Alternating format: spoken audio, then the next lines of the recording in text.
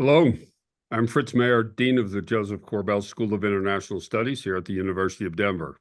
And I'm Naz Barma, professor at the Corbell School and director of the Douglas and Mary Scrivener Institute of Public Policy. Welcome to the Denver Dialogues, our partnership with AEI, Hoover, Aspen, and New America. The goal of our partnership is to host conversations about major issues facing the United States and the world on which reasonable people might differ, and in having those substantive conversations to demonstrate what it means to have respectful, evidence-based disagreements and dialogue on difficult topics.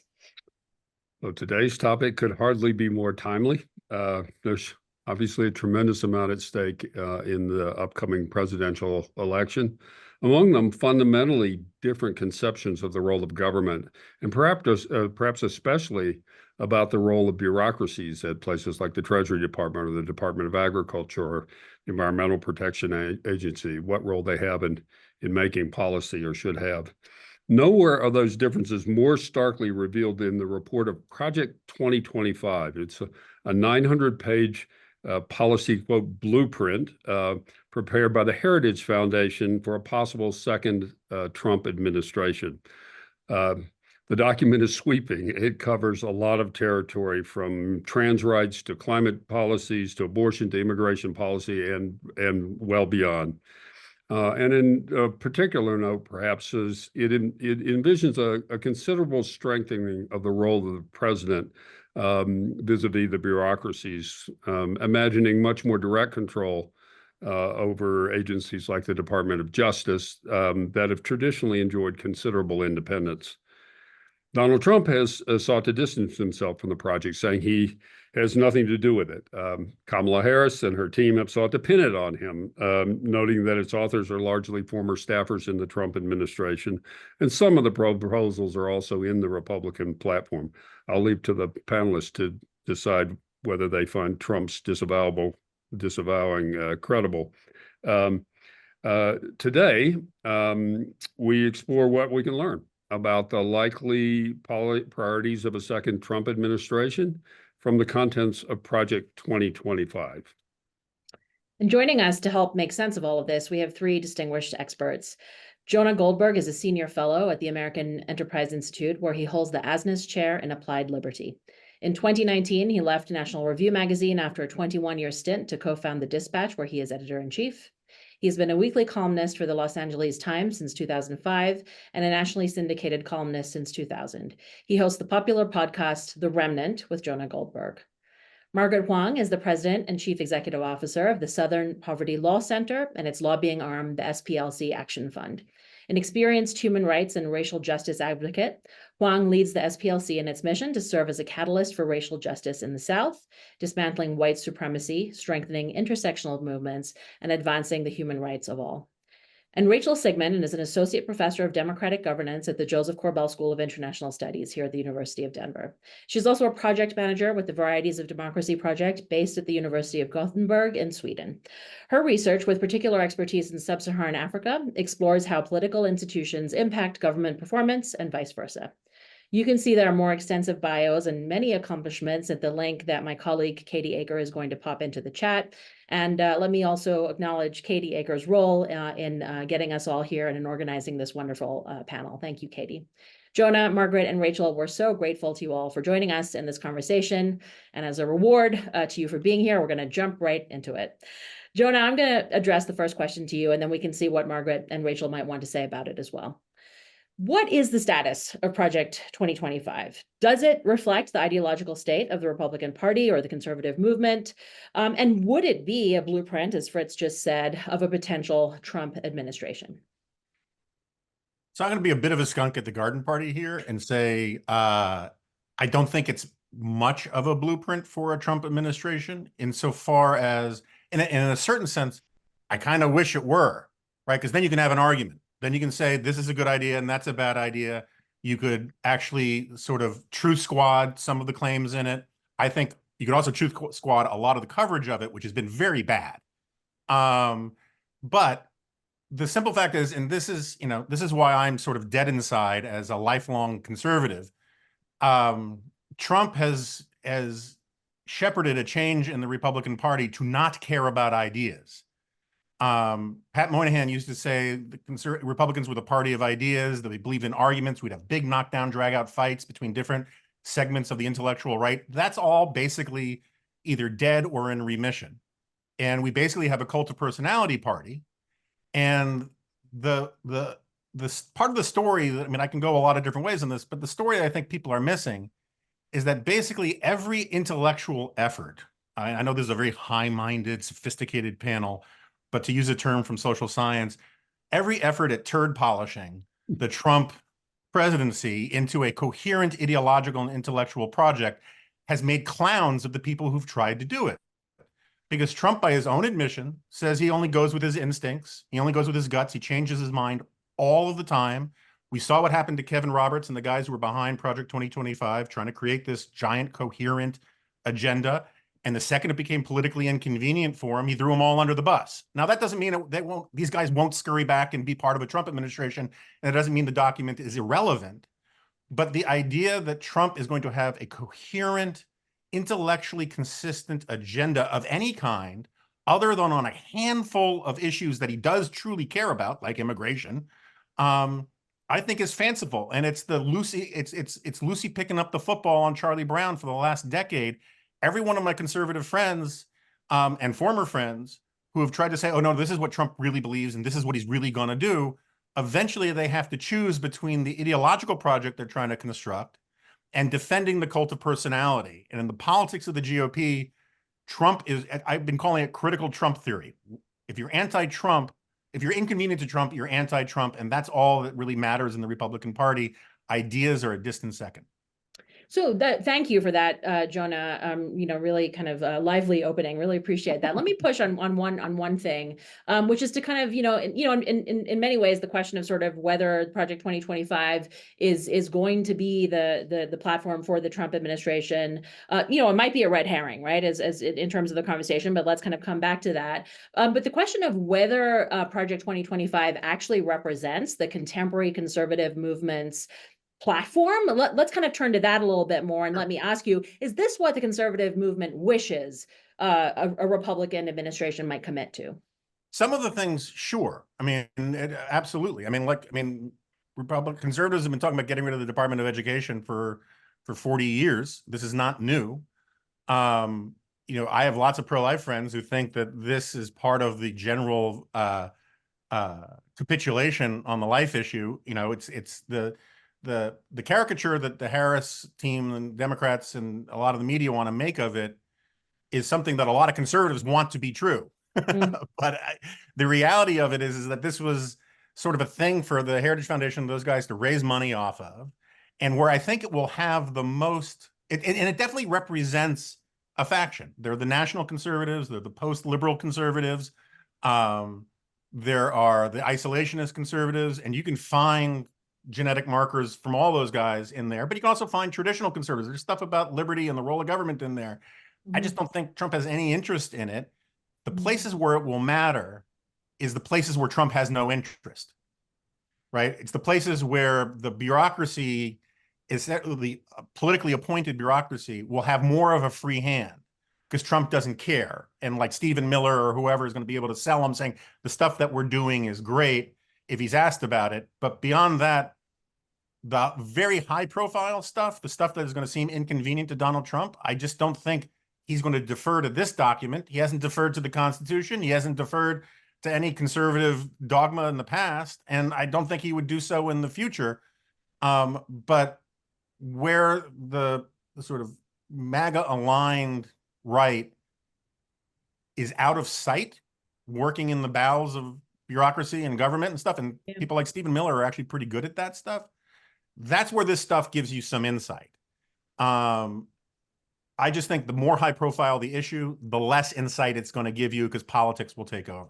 Yeah, no, again, really helpful, but let's kind of then turn to the bowels of bureaucracy. And I love that phrase, a sort of dimension of this. And I'm going to ask Margaret to comment on this. And in particular, Jonah, you mentioned, the proposal to abolish the Department of Education, which, as you noted, it has been a conservative sort of goal for some time. The reproductive rights sort of elements of this that are not the sort of flashy pieces of it, but are indeed left to the administrative state. Margaret, how do you react to this, and sort of perhaps ask you to channel what the sort of progressive viewpoint on this looks like?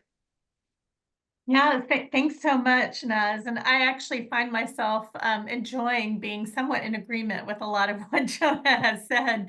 But let me just note this. I don't think that the Project 2025 document was written as the screed for the Republican Party. I think the Republican Party is actually far more complex than that at this point. And I'm sure Jonah could actually give all of us much to think about in terms of the future direction of the party. What I will say is that Project 2025 was developed and contributed to by more than 100 organizations across the conservative spectrum, including at least 9 groups that are actually identified by us as hate and extremist organizations. Now, many of you may know that the Southern Poverty Law Center puts out an annual report documenting groups that embrace hateful or extremist ideology. And amongst the groups that have contributed to this platform are the Alliance Defending Freedom, which has gone after the LGBTQ community as well as reproductive health care, anti-immigrant groups like the Center for Immigration Studies, and anti-government groups like Moms for Liberty, who are behind the book bans and other attacks on inclusive education. So I would agree, it's not the formal document of the future of the Republican Party, and I actually desperately hope that's true. But what I will say is that it is a plan that is actually based on advancing far-right ideology and white supremacist ideology, and it seeks to use the force of law to actually make that apply to our schools, to our businesses, to our homes, to our personal bodily autonomy. So for that reason, it is one that causes great alarm to me and many others on the ideological left, because it is, in fact, a real challenge to many of the principles we believe in. The one other thing I'll note is that Project 2025 is really designed to erode trust in democracy and democratic institutions. There's no question that continuing to question the legitimacy of the 2020 election, to weaken efforts to stop disinformation about elections, to increase money in politics, all of these are things that are going to make our democracy much, much harder to preserve and advance. So I think that's particularly worth lifting up.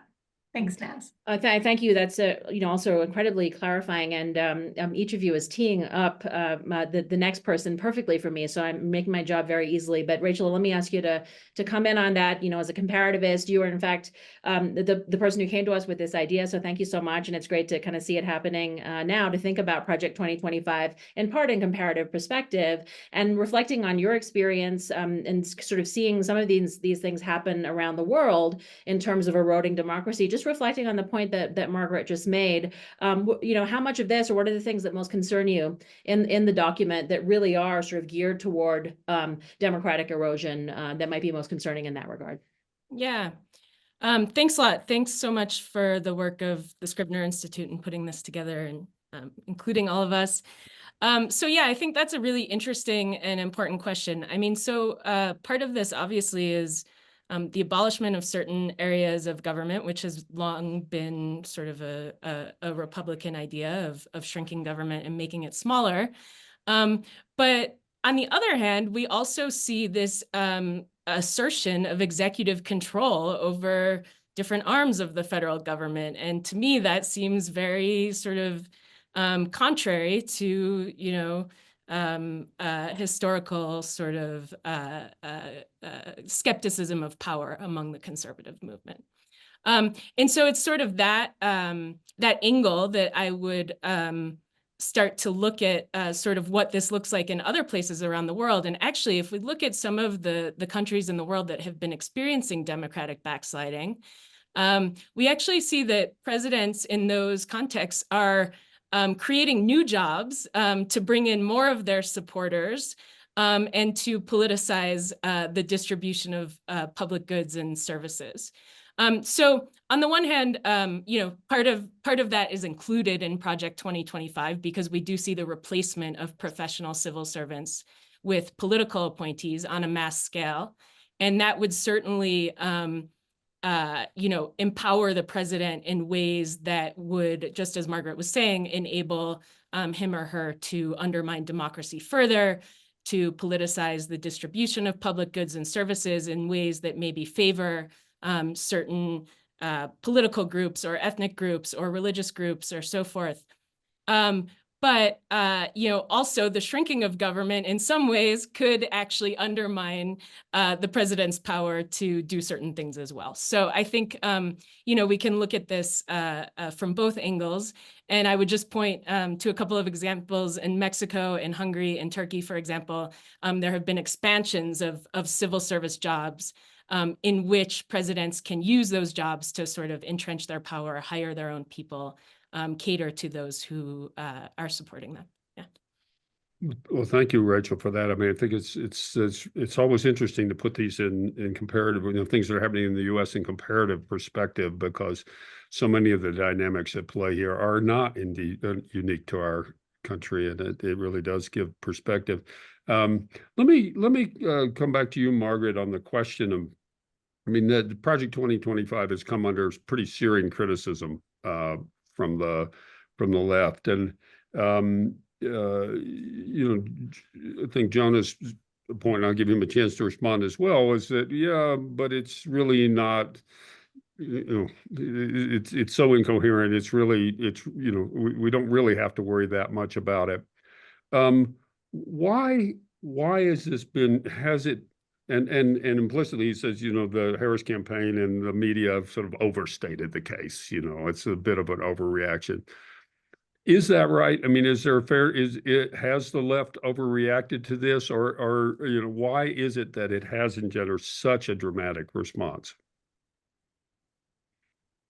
So a few things. Project 2025 is not just a set of recommendations. In which case that would be a fairly standard document that would come out before an election. It actually has 4 components. So in addition to the policy recommendations, it also creates a database of people who would be seeking positions in a Trump or a Republican administration. And it does political vetting of all of those candidates to make sure that they are loyal, in fact, to the ideology embraced by the current candidate. It offers an academy that does training for these potential appointments in terms of what they should be expected to do and the kind of loyalty that they'll be expected to provide. And it includes a series of pre-written presidential directives, executive orders, and other model administrative policies that are intended to be ready and available to adopt on day one of an administration. And I think that organization, that detailed, and especially the vetting of people who might take over those jobs that Rachel was talking about in terms of this copious number of political appointments that are being proposed, that's what's quite daunting. This is a much greater ambitious plan than what we've seen before. According to Paul Dans, who is the former Project 2025 director and former chief of staff for the White House Office of Personnel Management during Trump's administration, the goal is to assemble, this is a quote, to assemble an army of aligned, vetted, trained, and prepared conservatives to go to work on day one to deconstruct the administrative state. So when we look back at the previous administration, what we could see there is somebody who I'm not sure expected to ever win and was definitely not prepared to step in and direct administrative changes policies, and as Jonah has noted, wasn't even that interested. So it took a while for the administration to get things in place and to be prepared to advance this agenda. We're not going to see that this time around. There will be people who will be put into place immediately who are ready to carry out these proposed commitments and these recommendations. And that's what makes this a lot more frightening to people who oppose the agenda that's being laid out. Yeah, Love to hear what Jonah says. Yeah, I would. I mean, Jonah, I'd love to maybe particularly on this point about the deconstruction of the administrative state piece of it, which is very consistent with what Trump says on the stump speeches and elsewhere. And so while the whole thing may not be a blueprint for what in fact he would do, isn't that an area in which this does signal I see somebody has to flesh out what that means, whether it's Stephen Miller or someone else in the administration. Isn't that a fair criticism, a point that Margaret's making, that this really could be something of a blueprint for how they would go about deconstructing the administrative state? Yeah, well, but sure. But there's a bit of question begging going on here. First of all, is it outrageous to want to trim back the administrative state? I don't think so. Now, what my definition of the administrative state is versus, say, Steve Bannon, a guy who I think has hooves, is going to be different. But this is, like, I'm a fan of Phil Hamburger, and, who's a, esteemed legal scholar at Columbia University who's been writing about the administrative state for a long time. There are legitimate arguments about the administrative state. I think and I don't want to get into a big fight about, like, the term white supremacy and all that. There are white supremacist jackwads on the right these days that have been accepted as part of the popular front, and that disgusts me. I think I was number 6 on the the ADL's list of targets of anti-Semitism in 2016. I've been fighting these fights for a very long time. At the same time, I just want to be on the record. I don't think that the Center for Immigration Studies is a white supremacist organization. We could have that argument on another seminar. That all said, I think where I will agree with Margaret is that the key issue here is the word loyalty. And you can talk about this a couple different ways. One is, there is absolutely nothing wrong with political appointees being loyal to the person who appointed them. There is a problem when that person is unfit to be president of the United States, right? And so that's a hair worth splitting. There is nothing unusual about nonprofit think tanks being in the business of trying to find lists of people to hire to get jobs. It can all sound very ominous, one, because Trump scares people, two, because some of the absolutely idiotic things that Kevin Roberts and others have said in pushing the Project 2025. I mean, that's the real malpractice in some of this. The reason why Trump ultimately threw him under the bus, Kevin Roberts, who's, like, been running Heritage Foundation into the ground, he said, we can have a peaceful we can have a bloodless revolution if the left allows us to, right? That kind of jackassery deserved to have him get thrown under a bus. At the same time, when I was listening about, Rachel talking about, in the comparative sense, these people bringing in, rewarding their constituencies, and, a lot of that is actually politics. I mean, we're talking in the middle of a political campaign right now where Kamala Harris has promised what I think is just a flatly unconstitutional race-based test for Black men to get loans, right? That is rewarding members of her coalition. There's a lot of that stuff in politics. My problem is that I hate and despise populism, full stop, and always have. And the problem, because populism isn't about ideas and arguments, it's about grievance and resentment. I used to write about how I disliked populism when I was on the left, and everyone on the right thought I was great for it. And now when there's populism on the right, everyone thinks I'm a traitor for criticizing it there. My point of view is that populism is inherently anti-intellectual. Populism is basically based on emotion and demonization of the other and the us versus them dynamic. One of my favorite quotes is from William Jennings Bryan, where he said, the most famous populist leader of the 19th century and beginning of the 20th century, he said, look, the people of Nebraska are for free silver. Therefore, I am for free silver. I will look up the arguments later. And that's what makes Project 2025 so precious, is that these people are trying to put together all of these arguments that Trump is just going to put in the round file if he finds them confusing or disagreeable. What he wants, and this is the tension that you get in there's this weird tension running through both the right and the left about a lot of stuff. There are a lot of people on the left who were furious about the Supreme Court's decisions limiting the power of the administrative state and the bureaucracy to do things unilaterally. And I like to ask them, aren't you glad that they did a little of that if Trump becomes president of the United States? And meanwhile, I think Trump will not care a whit about shrinking the administrative state if the administrative state is loyal to him. He'll actually he would prefer the idea of strong government that's loyal to him. And that is his overriding ethos. It is very much a demagogue's populist ethos. It is not an intellectual ethos. And just to answer your original question, and I know I'm filibustering, I think one of the reasons why the left glommed onto Project 2025 is they wanted to have an argument. One of the most frustrating things about Donald Trump is you can't argue with him. It's like arguing with the chicken that plays tic-tac-toe in Chinatown, right? And finally, here's this document that we can disagree with. And this proves they're actually organized. And this guy isn't just an entertainer. He's got this serious thing working out underneath him. These are the furious legs of the duck going underneath. And it led them to sort of leap on it. And I think the idea that these guys would be organized and actually have some sort of, let's just say, Russian discipline, freaked them out. And it was something that they wanted to be able to talk about and turn into a boogeyman or a boogie document. And but when I go through the thing, there are things in there I disagree with. There's some weird stuff about the OMB basically being like a shadow president, which you can tell was written by the guy who wants to be the head of the OMB. You know, I mean, there's a lot of that kind of crap in it.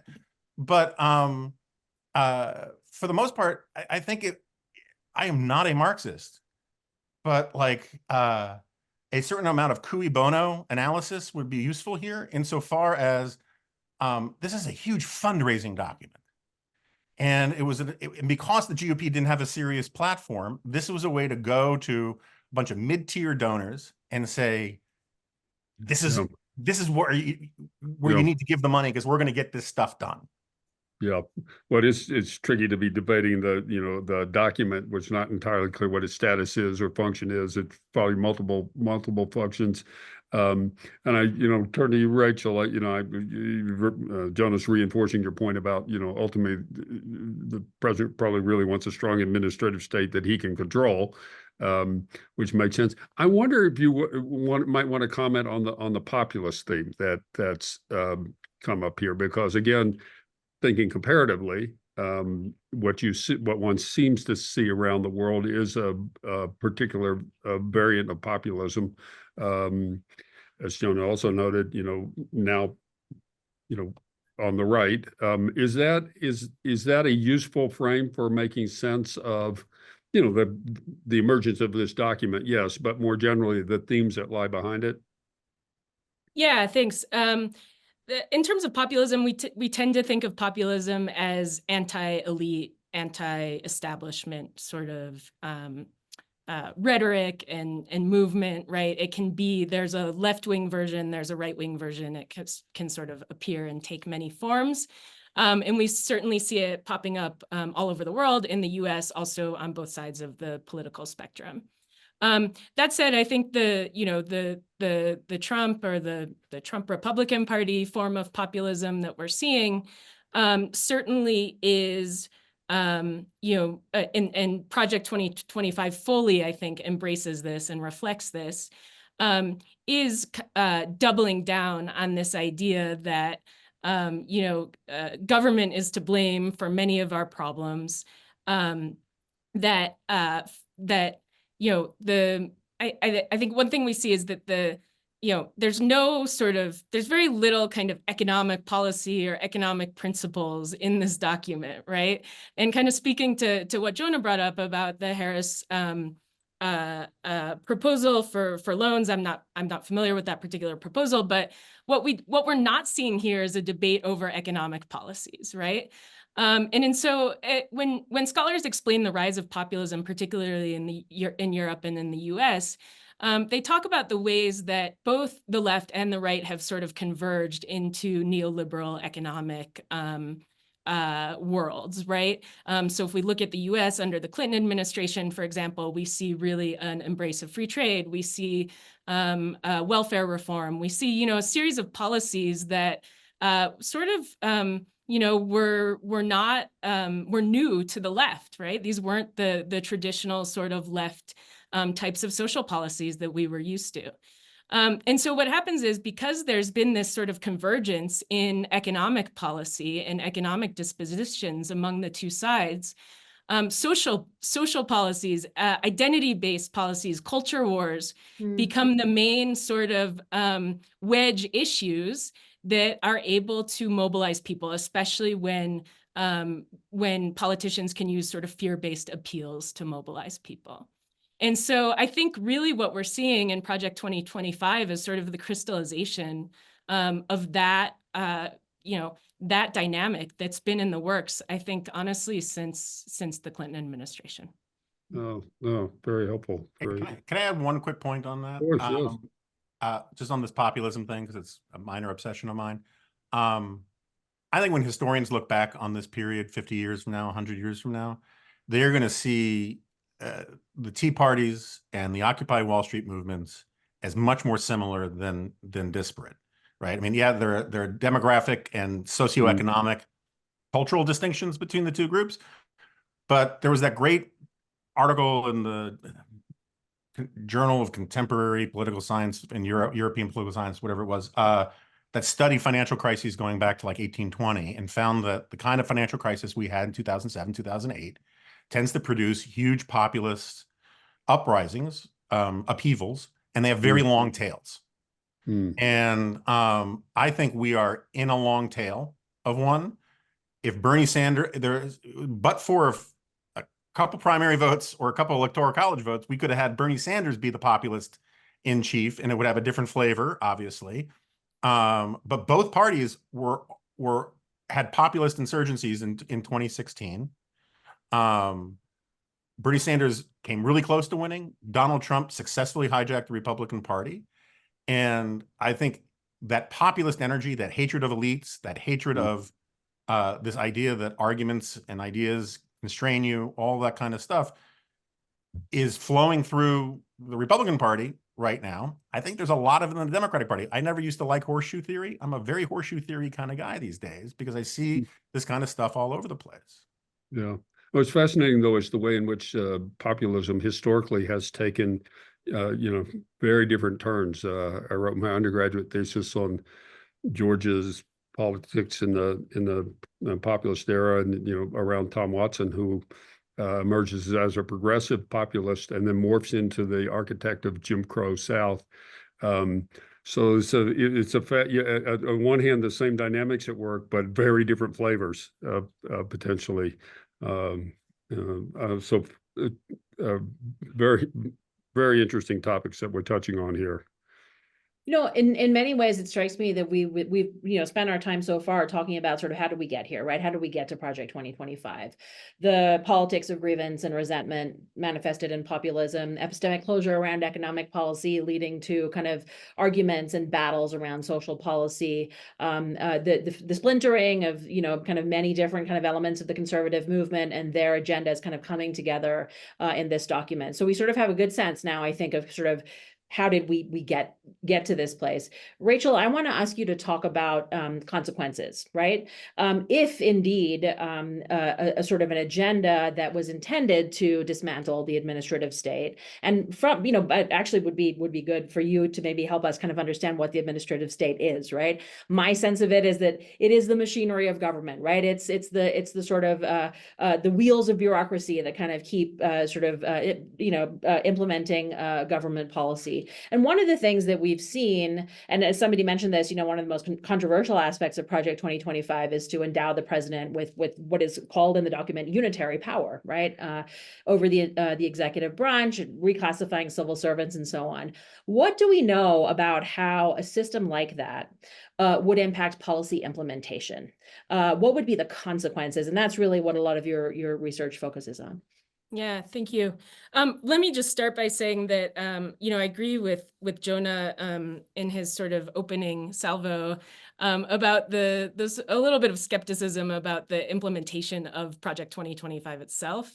And one thing I'll just note is that government reform is really hard. It's not something that happens easily or often or quickly. And in fact, the most successful cases of government reform around the world are typically ones that are gradual and iterative and adaptive and, and occur slowly and include participation from those who are likely to be impacted and so forth. So, I'm not I'm not an expert in American legal or reform efforts, but just based on what we know about sort of government reform efforts, they're not likely to take hold very well. But in terms of, if they were to be implemented, or if we were to see mass dismissals from the State Department or mass replacements of professional civil servants with political appointees, I mean, I think there's a few really clear research findings that we see from sort of the academic literature on this around the world. First of all, is the thing I already mentioned, right? That it's we then get policies that not only are sort of politicized in the sense that they target certain populations or pork barrel politics. We'd be looking more at pork barrel politics on steroids in the sense that bureaucrats themselves, might be incentivized to deliver, to favor certain segments of the population or disfavor certain segments of the population in terms of, the services and public goods they provide. And so I think that's especially important here because when bureaucrats do that, they might have more political cover to get away with it, right? Even if it's against the law or against the prevailing norms. The second thing is we tend to see a rise in corruption. And that's because these are folks who are brought into the government who don't intend to be there a long time. They're not invested in the institutions. They maybe don't have the sort of ethical trainings or backgrounds. They haven't been socialized into public service the way that career civil servants are. And so, when it comes to the temptation to collect a bribe or to, manufacture some kind of fraudulent scheme, there's sort of less at stake for them to be able to engage in that. And then the third thing I'd just say is there's also an informational problem. And I think we started to see this under the first Trump administration, and I'm sure it has happened at other times. But people who are hired and pressured to be loyal and show their loyalty to the president or to the president's close advisors or something are less likely to bring in the types of information that are, true and beneficial and rooted in, science and evidence and these kinds of things. And so we start to see a real decline in sort of the informational basis on which bureaucrats are making day-to-day decisions. And that, of course, is really harmful. It means a lack of representation for certain groups because we're maybe only getting information from certain places. And of course, we're seeing decisions made based on, potentially lies or disinformation or misinformation. Right. Thank you. And thanks for the reminder, indeed, that government reform is hard, often gradual and adaptive. I want to ask Margaret to come in on that because, we do live in a federal system. One of the things that as a naturalized American citizen, I still find most puzzling about our political experience. But I wanted to ask you just a couple of different questions, and feel free to kind of reflect on whatever it is that you'd like to. What have we seen that has happened perhaps at the state level that might kind of give us more pause and lead us to be a little bit more worried about the potential for sort of more radical departure from kind of standard operating practice in an administrative sense? And then what about the courts and the point that you made earlier about how kind of some of the changes that have been much more abrupt in terms of legal reform, how does that all sort of layer on top of what we've been talking about? It's a great question about how states might take their own directive from the unitary power grab at the federal level. I think in many ways, what we've been witnessing over the last several years during the Trump administration, but also now during the Biden administration, is Southern states seeking to aggrandize power to themselves that is actually not allowed under the Constitution, and at the very least is questionable. So things like determining immigration policy in Texas, determining whether to use federal funds that have been allocated by Congress. That is not something that either the executive branch is supposed to do, nor the state governments, but we see happening all the time. I think what's likely is to be a bit of a competition. Obviously, if Trump wins this election, there is going to be a lot of competition to see who can show their loyalty to his agenda and to his policy interests fleeting as they may be. And that's going to result in a number of states seeking to actually try to outdo one another. This is something we've been monitoring in our states since 2013, when the Supreme Court ruled in the Shelby versus Alabama case that declared that discrimination in voting rights is over, and that states should be trusted to actually implement what's best for their constituents. Unfortunately, in state after state, we've seen all kinds of efforts to make voting and civic engagement harder. We've seen efforts to suppress the vote. We've seen efforts to punish people for exercising their right to vote. The latest example in Alabama, which fortunately was just stayed, was a new law passed in May that would have criminalized helping someone who is not an immediate family member to cast an absentee ballot by transporting the ballot to the ballot box or by helping them fill out the form.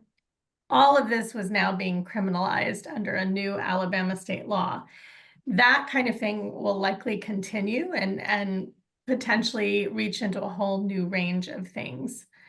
Regarding the courts have always been challenging for civil rights for many, many years. When the Southern Poverty Law Center was founded in 1971, in our early years, we tended to avoid the state courts because we would get much better support for our claims under federal law and in the federal court system. These days, that's not so much the case. And so we're having to rethink quite a bit what a litigation strategy is versus what a strategy at the ballot box might be, or a strategy with demonstrated constituent interest and appeal, how that could transform state policy decisions. All of this is very difficult in a place that has a number of elected officials who have been in place for a very long time, not because they're responsive to their constituents, but because they know how to work the system in our states. So there are definitely going to be a lot of challenges, and that's regardless of who wins. It will not necessarily be better under a Harris administration in some of those cases. In fact, it could be worse. But I do think it's something that we're going to be paying close attention to in the months and years to come. Thanks for the question. Thank you. And Jonah, let me ask you to kind of pick up on anything that you'd like to there, but I'll also kind of, ask you sort of the flip side of the question that I asked Margaret, which is, what do you see as the sort of natural checks and balances in the system, right? The kind of conservative, small c sort of, DNA of the American constitutional kind of makeup. What are the things that are sort of going to protect us against the worst excesses of what might be sort of, the consequences of a project, something like Project 2025? Well, let me come at it a slightly different way. I think a huge number of our problems today in our politics are directly attributable to the fact that Congress is broken, that Congress doesn't do its job, that Congress doesn't want to do its job, and then increasingly Congress doesn't know how to do its job. I'm a big Founding Fathers guy, but like the Founding Fathers just never could have imagined that Congress would voluntarily cede their authority and sovereignty to the executive branch and to the administrative state and to the courts. And they just, they don't want to legislate. And the problem with that is that Congress is where politics is supposed to happen, where you have divergent voices from across the country who get together and they argue and haggle and negotiate. And so you keep politics where it's supposed to be rather than spill out to the rest of the country. And then you add in the fact that the other big problem with our system is that the parties are too weak, not that they're too strong. And because parties are supposed to actually discipline candidates for an agenda, they don't do that anymore. Basically, they're branding companies. And so what happens is when you have weak parties in a broken Congress, you get strong partisanship. And so now you have people across this country who see their partisan affiliation as a more powerful sign of identity than race or gender or all these other things that normally you would think people would find more sources of meaning from. And that makes everything really, really, really hard. And so one of the things I would, love to see, the best check would be if Congress actually just started doing its job. And I think there are basic reforms to the primary system and things like that that you can do there. But this sort of gets in a roundabout way to the argument, which is that I think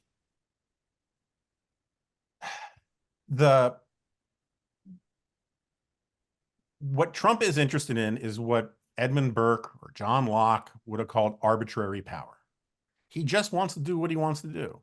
He's not actually anti-democracy so long as everyone votes for him, right? It's just that he wants the path of resistance should be zero to him, and which is a classic sort of narcissistic, demagogic kind of point of view. And that's why I think we see, some of this sort of horseshoe theory stuff, which is that the Republican Party used to be constrained by, since I'm talking to academics, neoliberal dogma. And what has two thumbs and loves neoliberal dogma? This guy. But they're no longer constrained by it, right? So now you have like this tariff stuff, which is just, I mean, we were talking earlier about, the role that in these kinds of moments of corruption, tariffs historically are this massive place for corruption, where various industries seek protection from markets, and politicians are able to dole out protections as a quid pro quo. It might be legal, it might be not legal, who the hell knows? It depends on the circumstances. And I think that that's the direction that we're sort of seeing things. What I would like to see in terms of checks on runaway power, I think that the best checks right now are ultimately the inherent decency of the American people. Look, I'm very clear I'm not a fan of Donald Trump. I think one of the mistakes the left makes, and including a lot of, and also a lot of my friends on the anti-Trump right, is they assume that everyone sees the same guy they do. And they're just a lot of decent, normal people who don't believe the media, don't see the 4 years that he was president, or at least 3.5 of them, is all that bad. Their 401ks went up, their salaries went up, they had better jobs, and they think the rest of that is the stuff that pointy-headed intellectuals and cable news talk shows yell about, and it just doesn't register with them, and it doesn't mean that they want a fascist dictator. They don't think he's a dictator. They don't think he's Hitler. They think the people calling him Hitler are being unfair to him. That's an important distinction. As much as I may disagree with the stuff that they're willing to forgive, and I still think that this country, from left to right, I mean, this is one of the things my friends on the right don't really appreciate about the left. It's a very strong anti-statist libertarian streak in the left. I mean, I think defund the police is one of the dumbest ideas of the 21st century, but it's pretty friggin' anti-state, right? Getting rid of the prison industrial complex, also I think a dumb idea, is a pretty anti-statist point of view. Drug legalization is anti-statist. There are all sorts of things that are actually fairly libertarian on the left. We just don't call them libertarian. And the idea that Donald Trump is going to get in and start ordering the Marines to retake Portland or Aurora, Colorado, I just think is kind of fan fiction, both for the far left and the far right. This is still a pretty good and decent country. I think our courts have held up pretty well under Trump, including with Trump-appointed judges. And one of the things that we need, one of the reasons our politics sucks so bad, is the constant catastrophization. This idea that we're one election away from this country being over gives a permission structure for people to bend the rules and demonize other people. I mean, if I told you that if I told you that your entire family was going to be wiped out if you didn't do this deal, or if you didn't win this soccer game, you might break the rules. And yet Donald Trump goes around every day saying this country's coming to an end. The country will be over if I don't win. Forget the stochastic terrorism part of it, right? Just the normal brain headspace screwing with people of it. It's terrible. And I think there are a lot of people on the right who tune out a lot of the stuff on the left because we're so tribal now. We hear the apocalyptic rhetoric from the other side and make fun of them for it, and we don't hear the apocalyptic rhetoric of our own side. And so I wish everyone would just sort of calm down and listen to James Madison, who said, you know what, there's always another friggin' election, and let's have these arguments in an election. And if we lose, it's not the end of the world. And if we win, it's not total victory. And I think a little more civic education on that kind of stuff would go a long way. Well, you covered a lot of territory there, so I'm sorry, it's late. no, but you know, we're certainly in the civic education business. Let me just pick up on a couple of things. You said, let's Congress just should do its job. Congress is supposed to be where politics happens. But you also said at the end, and several times in the conversation, we've talked about identity, and you used the word tribal politics. And so I'm not sure, I'd be interested in the take on it. It's not, Congress is both cause and effect. I mean, it is reflecting something that is in the polity, that is the extent to which if public opinion polls are to be believed, we are pretty tribal for many reasons. We could get into that.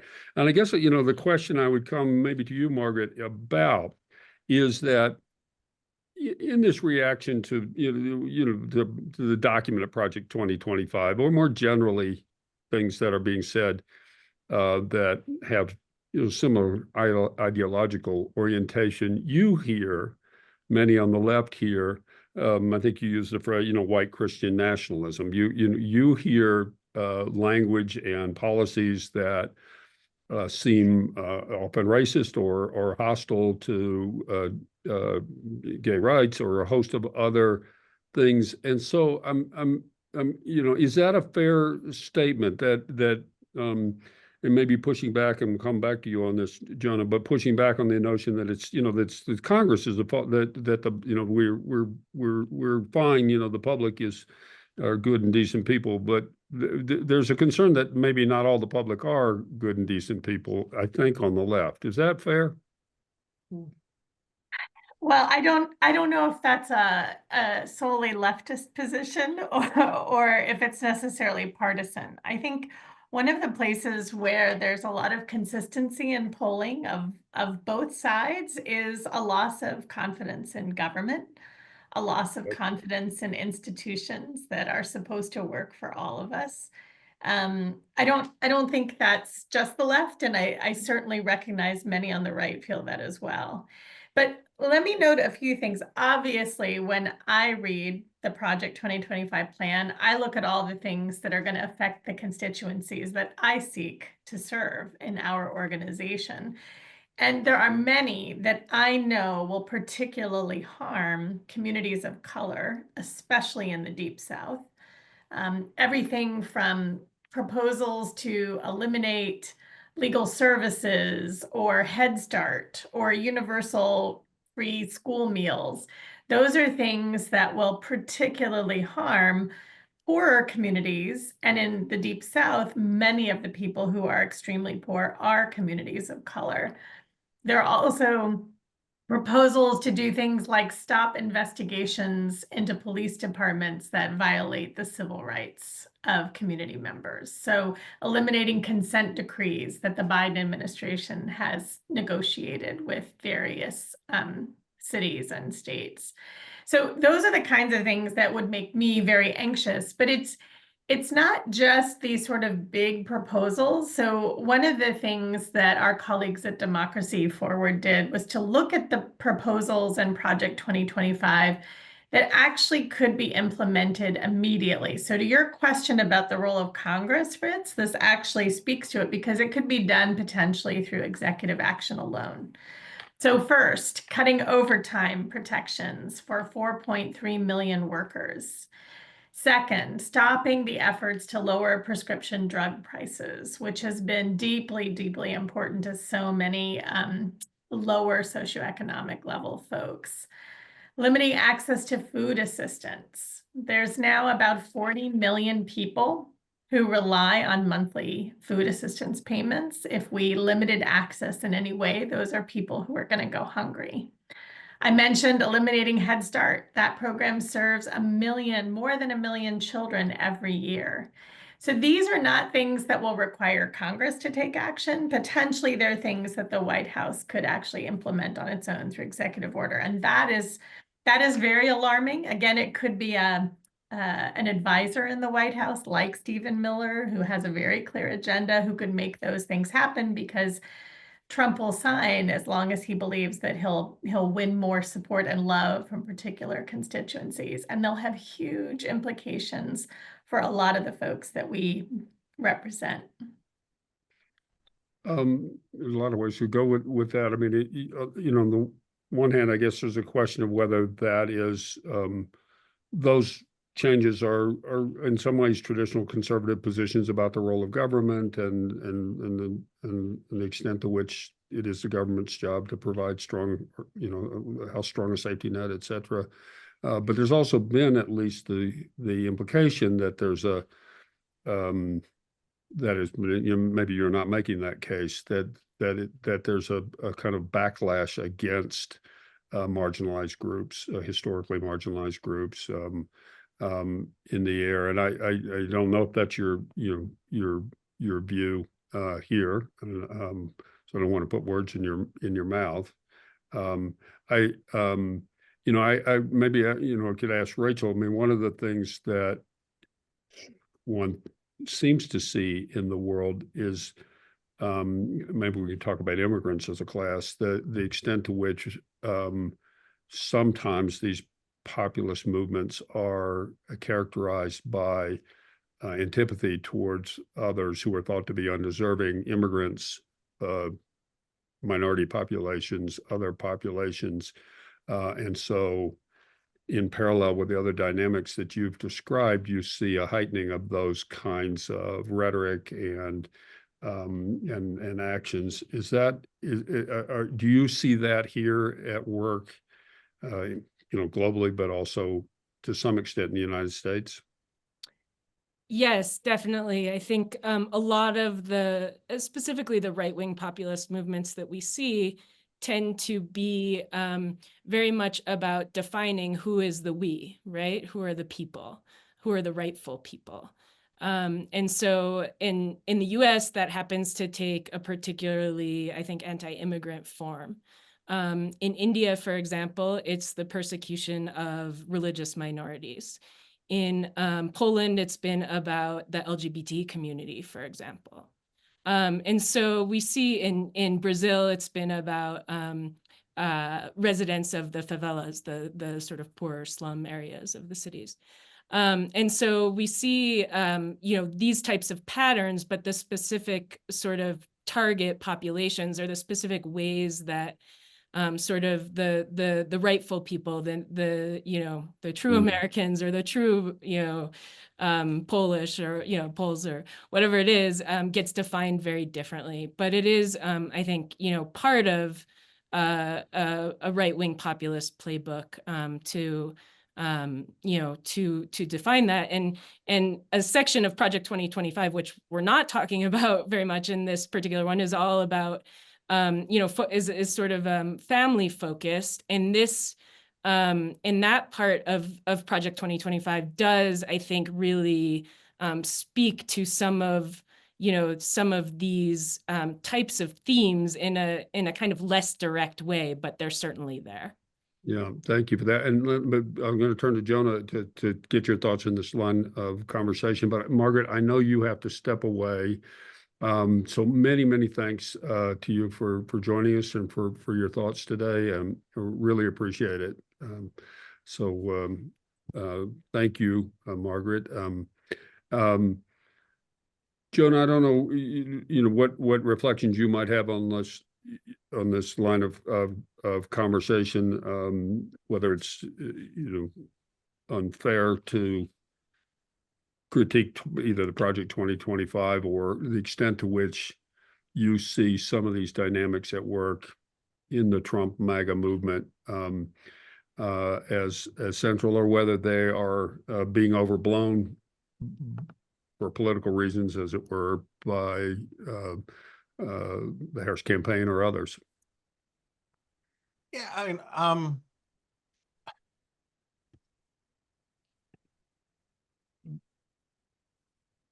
again, I think I don't mean to talk about Margaret in absentia, but she was clear. Yeah. She comes from a left-wing point of view. And if I were of a left-wing point of view and Mitt Romney were running, there are many things that would still probably be in a Project 2025 type agenda that she would still be very concerned about. and legitimately so, we could have those arguments, right? There's nothing wrong with disagreement on ideological grounds about a lot of different things. I think democracy is about disagreement, not about agreement. What troubles me is someone on the right, right? And I've been, in conservative circles my entire life. And I used to be popular in conservative circles. Is illiberalism, right? I think that the modern American conservatism, or Anglo-American conservative, modern Anglo-American conservatism, Burkean conservatism, whatever you want, William F. Buckley conservatism, is about more than classical liberalism. But a conservatism that doesn't conserve classical liberalism isn't worth conserving. And this is one of the reasons why I keep talking about horseshoe theory, is that my objections to a big swaths of the left has always been that I see a lot of illiberalism in the left. I think identity politics is illiberal. I think industrial policy is illiberal. I think protectionism is illiberal. I can go down a long list of things. I think, assaults on free speech, which I think a lot of people on the left kid themselves that the only assaults on free speech come from the right. There are a lot of these problems that are American problems, and they manifest themselves differently as left and right problems. America has a cancel culture problem, and the left has its version of it, and the right has its version of it. And I say this as someone who Donald Trump tried to get fired from almost every job he's had for the last 10 years. So what I don't object to, tearing back the illiberal aspects of the administrative state, or whatever we're going to call it, right? I think that one of the problems that we have, getting to your, the point of the stuff about Congress, is that the administrative state that bothers, I think, right-thinking conservatives is a creation of Congress. It was because it came as the abdication of Congress's role of oversight. It started writing all of its legislation by basically saying the secretary shall deem, the secretary shall whatever, decide, and you outsource this power to the permanent bureaucracy or to the executive branch, and then you start whining about how the executive branch has all this power.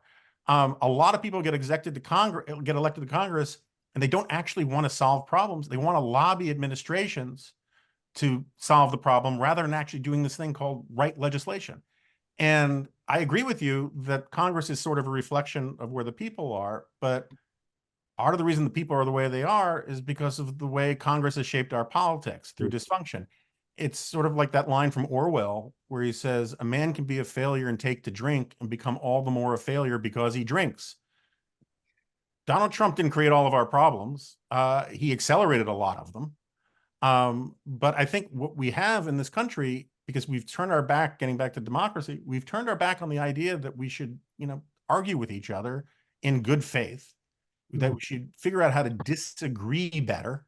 And instead, because we think the other is the enemy and evil, we think illiberalism for our tribe is good.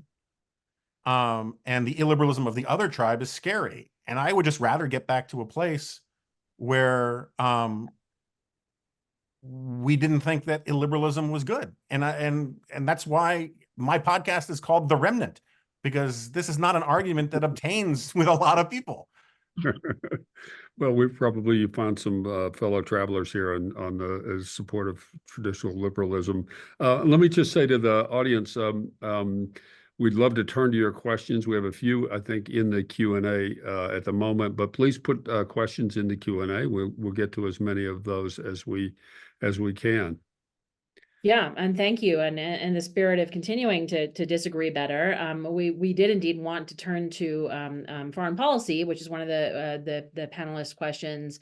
Mariana Enriquez asks, can someone in the panel talk about Project 2020 2025's implications for foreign policy. The question is about some of the immigration waves that we're seeing here that may be the result of U.S. foreign policy.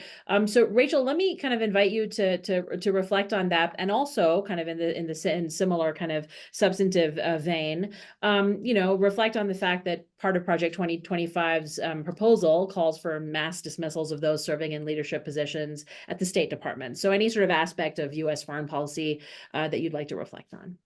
Yeah, thanks. I will talk real quickly about sort of the role of the State Department, and then I'll see if I can dig something up about this question of immigration waves, though that's certainly a little bit out of my my area of expertise. But I think in many ways we've been seeing this over time, right? Like we've seen the sort of the gutting of the State Department, the decreasing budgets, the difficulty filling positions. We've seen increasing military budgets, right? We've seen a bigger role for the military around the world, especially as new conflicts emerge in different places. And we saw a very strong interest by Trump in his first administration to really, we saw rotations of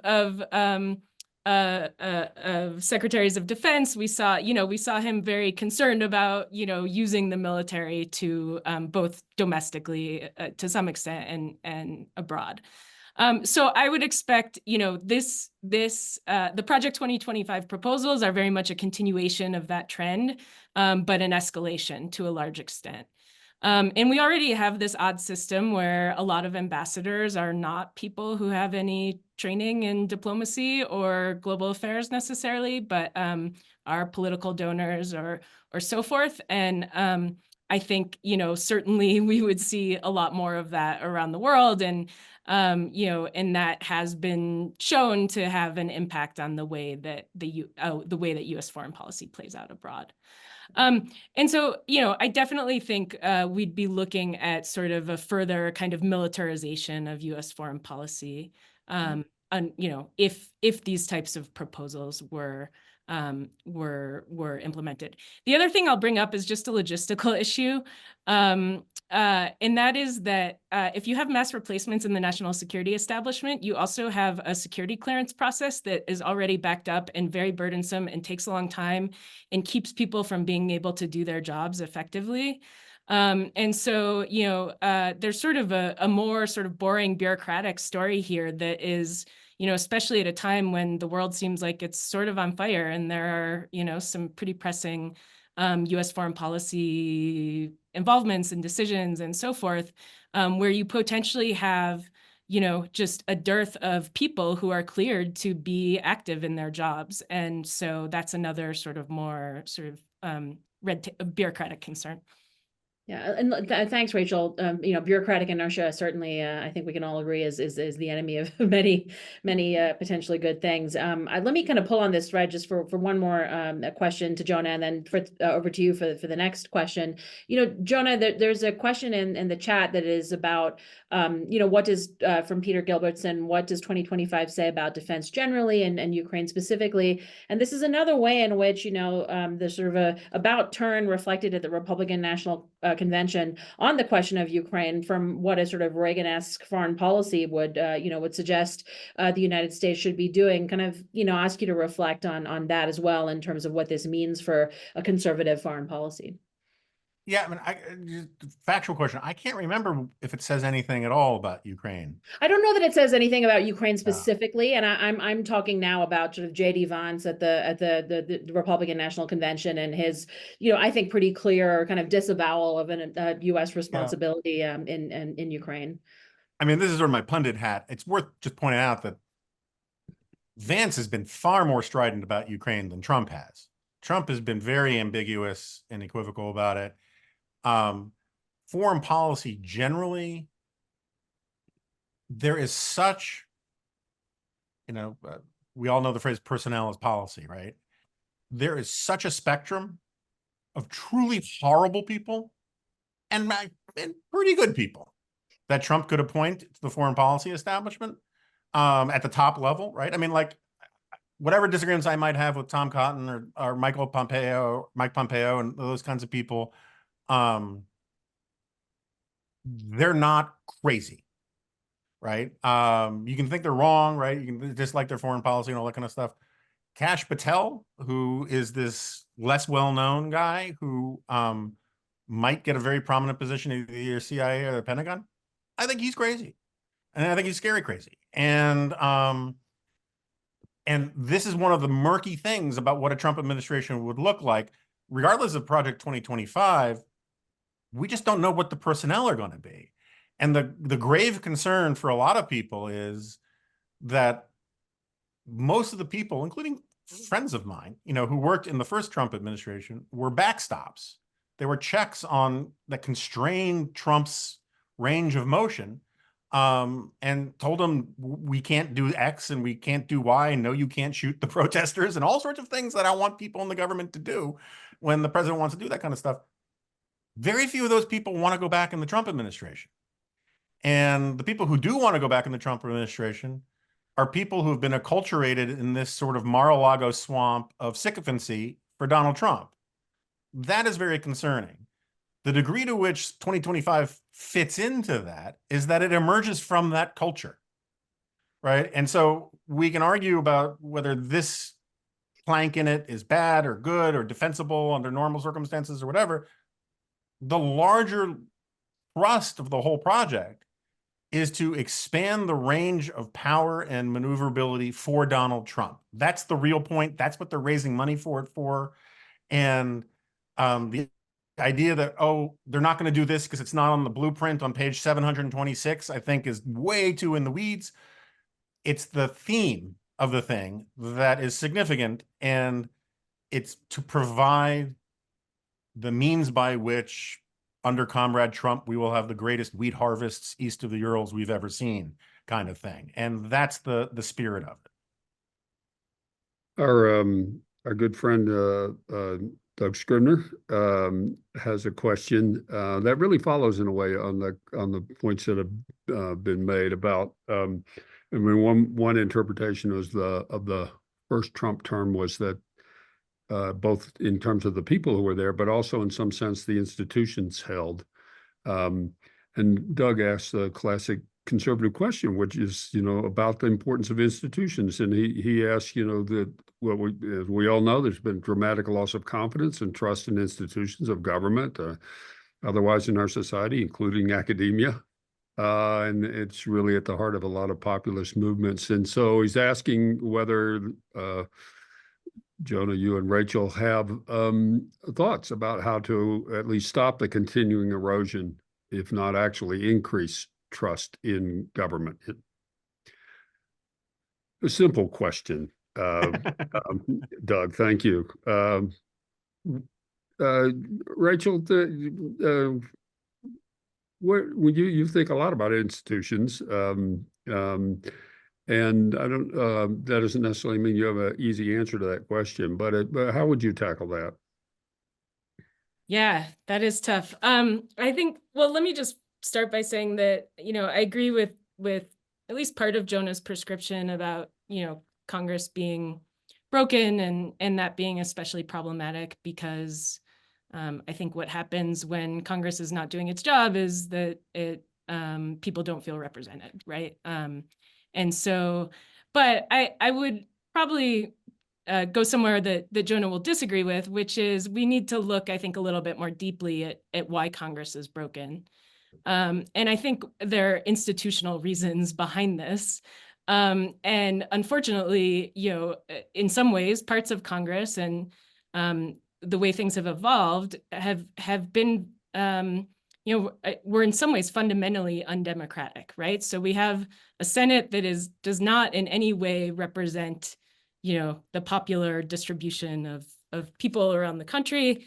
We have gerrymandering extensively, where Congress people no longer need to compete for votes, essentially. So there's essentially very little democratic competition in many districts around the country. And we have a Supreme Court that flows from this undemocratic institution of the Senate. And so ultimately and I know that in the short term, the proposals to reform the Supreme Court or to, abolish the Electoral College or to, I think some of the state level issues, solutions to deal with gerrymandering are less controversial. Like we've seen independent commissions take that on fairly well. But I do think like in the short term, those reform proposals are very controversial. In the long term, I think it means better institutions and more responsive institutions and more democratic institutions. And so I definitely, I think that's something that needs to be taken more seriously and debated more seriously than it is right now. I guess So- the other, oh, I'm go sorry, ahead. go ahead. Yeah. No, please, So go ahead. I can just interject real quickly. The other thing I think that needs to happen here is, I think the role of information and misinformation and disinformation is really, I ask about that. yeah, is really challenging because if people are losing trust in government, it's not to say that government is perfect, right? Or the government is necessarily performing that well. But a lot of what we believe about government right now, or we hear about government right now, is a product of misinformation. And I think the main example here is election fraud, right? There are very, very, very few documented instances of election fraud or manipulation in the United States, like minute. The Brennan Center tracks this. And yet it's like the main issue we're talking about in the election right now. And so I think, some kind of serious effort to address the informational problem and to adapt, it's only getting worse with technologies and AI and everything. But some serious effort to address that, I think, is key to being able to actually have discussions about what our institutions are and are not doing. So. Yeah. Your thoughts, Jonah? Yeah, so I agree entirely about the misinformation, disinformation thing, so I'll just say ditto to that part. But I will disagree on one crucial point. First of all, I don't think the structure of the Senate is a problem, and even if it is a problem, it's a problem that's not going away because you are never going to pass a constitutional amendment to get rid of the Senate that requires Senate votes, right? Very difficult to do. One of the things Rachel said was that we need more democratic institutions. I fundamentally disagree with that. I think we need less democratic institutions. And the one I will cite first and foremost are the two parties. We are the first industrialized democracy and really the only advanced industrialized democracy in the world whose parties voluntarily gave up the ability to pick their own candidates. We outsourced it to primaries, right? Which is insane and has been an abject failure for democracy. I'm very much of the E. Schatzsnyder School, 1950 Political Science Association argument that said democracy is what you get between parties, not within parties. A healthy institution, I understand, I mean, it sounds right. We're a democracy. Our parties are these things that are about democracy, so therefore they should be internally democratic. Completely disagree with this. No business puts up major decisions to a vote. No platoon of Marines takes a show of hands to say, are we going to take that hill? We do not decide important things democratically in internal institutions, in coherent institutions. I mean, there are some exceptions. You can, on a lifeboat, let's all have a vote kind of thing, and you can come up with some other ones. But if you're going to have healthy institutions, they need to be sticky and they need to be internally coherent and they need responsible leadership. And so one of the weird things is at you have in the primaries, you have, with the primary system that we have now, only about 9%, 11% of the electorate basically decides who the two major party candidates are going to be, which is idiotic.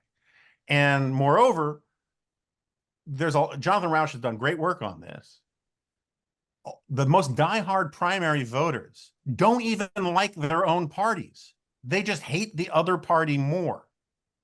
And so now if you are campaigning for Congress or the Senate in a very red state or district, and you say, what politicians used to be expected to say, if you say in a debate, if I go to, if I get elected, I'm going to work across the aisle to do what's best for my state or my district. Committed primary voters, whether it's in deep blue districts or deep red districts, they will say, yeah, well, you're not going to get the nomination, because what you're supposed to say is, I'm going to tear off the skull of my opponents and use it as a goblet, right? The whole idea is to hate the other side. And with the weakening of the parties, the inability to pick candidates, right? The inability to, like, people ask me, George Santos, how did that guy ever get the nomination for Republican in the first place? And the answer is because he filled out like a $35 form and showed up at a debate, right? Bernie Sanders had no business running as a Democrat. He's been a pain in the side of Democrats for most of his career. He called himself a Democrat so he could run for president. Donald Trump had no business being running in the Republican primaries. But the primaries have lost their gatekeeper function. And as a result, they are just, as my friend Ralph Stouthat used to say, like two fully fueled jets sitting on the tarmac waiting to be hijacked. And I would argue that the problems at universities, to a certain extent, the problems in major media are also because of excessive democratization. The Slack channels at the New York Times are basically like the friggin' salons in pre-revolutionary France, where you get all of these, Gen Z kids thinking that they should be, basically parading their bosses around in dunce caps, and having struggle sessions with them. And you have all these Gen X and sort of boomer editors who are terrified of young people. We have a system now where the people in charge don't want to be in charge. Everyone wants to be an outsider. No one wants to be an insider. No one wants to say the buck stops with me, and no one wants to stay in their lane. And I think that comes from an excess of democratization of institutions and an excess of transparency. You need to hold institutions and parties accountable, but let them make their own decisions internally. Let the stakeholders think what's best for the brand and the long-term interests of their agenda. And it's this fetishization of democratization of institutions that I think has made a lot of these institutions so weak. So I can't resist coming back to you briefly, Rachel. I know you don't want to defend George Santos, but I'm just sort of curious where you go. You probably agree on the diagnosis of a problem. That is to say, we don't want 9% of the electorate, and particularly extreme, picking candidates, et cetera. But is the solution less democracy, or is there to the dysfunction, or is there a way to have our cake and eat it too, as it were, that we could have more functional and more inclusive, more democratic institutions? Yeah. So I was chomping at the bit as Jonah was talking. So thank you for giving me an opportunity.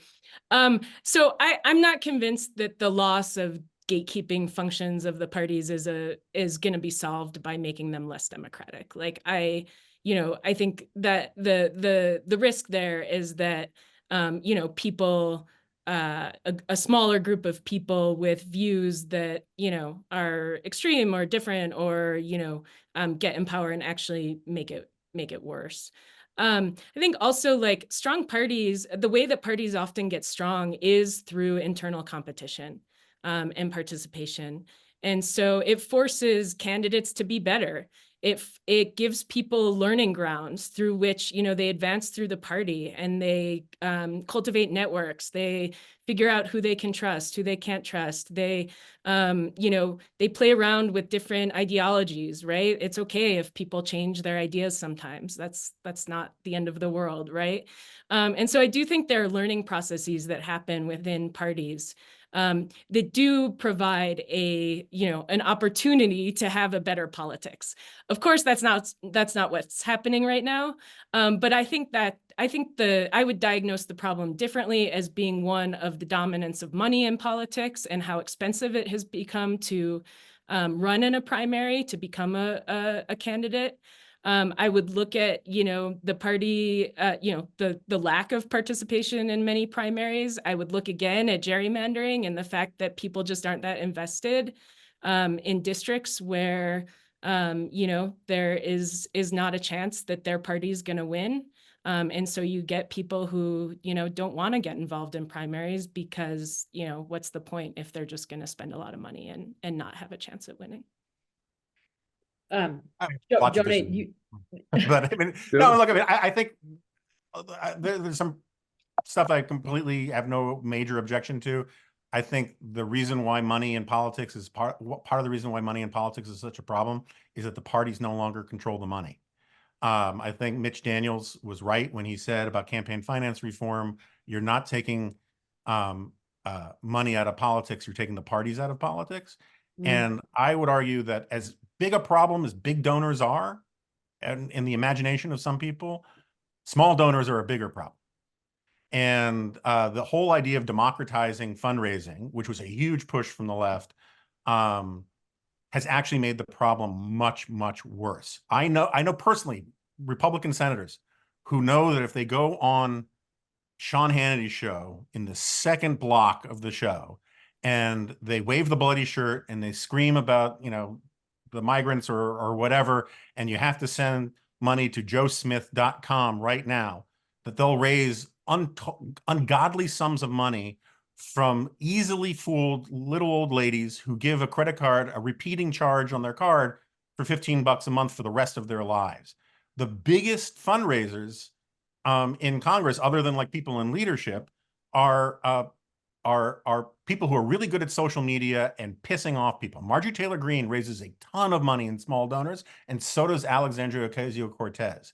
It used to be that the parties used to pick responsible politicians because they could control the purse strings. The Senate funds still do a little bit of that. But I agree. We're not going back to smoke-filled rooms, and as much as I would like to. But I think there are reforms like ranked choice voting. There are some of those kinds of things that would work. I agree with you entirely that the problem is non-competitive systems. Where you need competitive parties, one-party states and one-party, polities are inherently ripe for corruption and all sorts of problems. You need competition, and anything that could foster better competition, I think, would be a step in the right direction, even if it would not be my ideal kind of reform. Well, we have to leave it there. We're at time. Delighted that we had such a robust discussion of of disagreement. A classic debate, by the way, in the history of political thought, actually.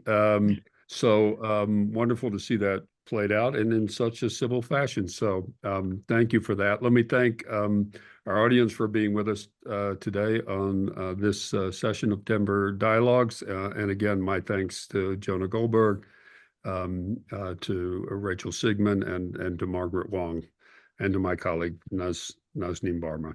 So thank you all. Great discussion. Thank you. Thank you Thanks, so everyone. much.